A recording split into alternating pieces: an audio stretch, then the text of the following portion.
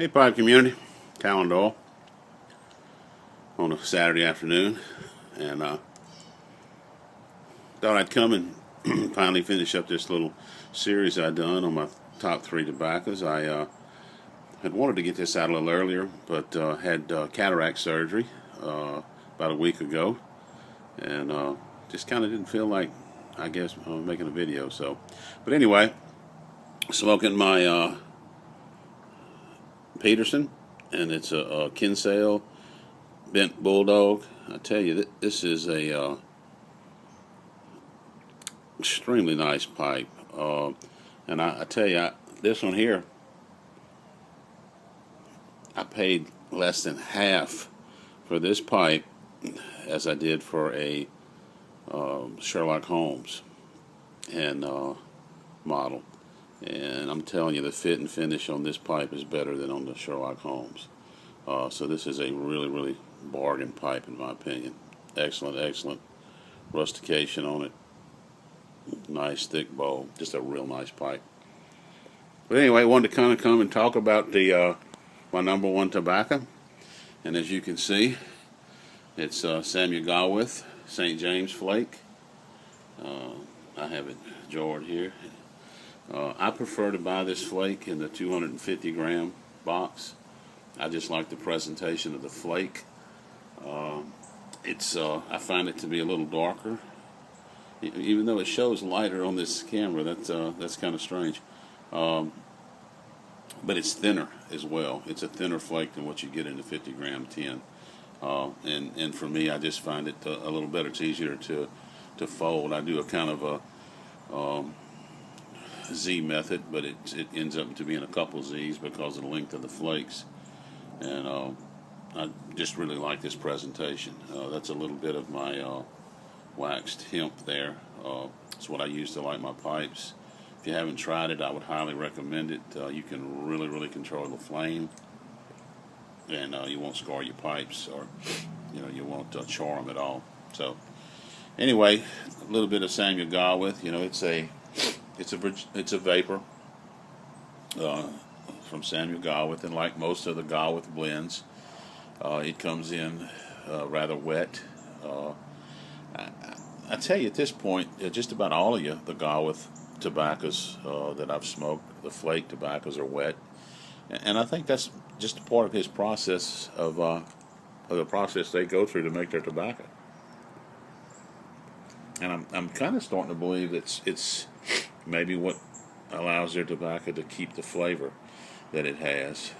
I don't find it an issue. A lot of people seem to get miffed or frustrated with the tobacco being wet. To me, it just adds another layer of the ritual that I enjoy in pipe smoking. When I'm going to smoke this blend, I take it out. I have a ritual with it. I set it underneath a ceiling fan for about an hour and 15 minutes, flip it 2 or 3 times, and I get it to the consistency that I like, and I have no problem crumbling it into a Z, the fold and stuff method, and I have no problem keeping it lit. So, but I just find this to be an excellent tobacco. I find that I'm drawn toward vapors, but vapor flakes. I don't particularly care for loose cut vapors. So I don't know if it's the heat or the steam or the pressure or whatever it is they do when they make the flake a vapor flake, but that's what I'm drawn to more than any other tobacco. And this one has a different characteristic and a different flavor from any of the other ones that I smoke. When you open it up and you smell the tobacco out of the tin, immediately you get kind of a fermented fig, plum type smell. And if you go ahead and really take a strong inhale, it doesn't take long, and you pick up the perique in it. It's there. It's kind of like, maybe taking a smell of horseradish or wasabi. Maybe not that strong, but you can pick it up. It'll make, if you go in there and take a large inhale, it'll make you back out. I don't find that comes across in smoking the tobacco at all. Over peppery. I find it's just the perfect blend of Virginia and Perique. I mean, you can see the dark Perique. You can see the Virginia, the different types of Virginia, some real light, some medium. But for me, the taste of this tobacco is just outstanding. It's one of the tobaccos that I find that the smell, the aroma, the tin aroma comes across in the taste of the tobacco. And for me, it's just the perfect blend of Virginias and Periques. And it's even got an aftertaste that kind of lingers with you that I truly, truly enjoy. And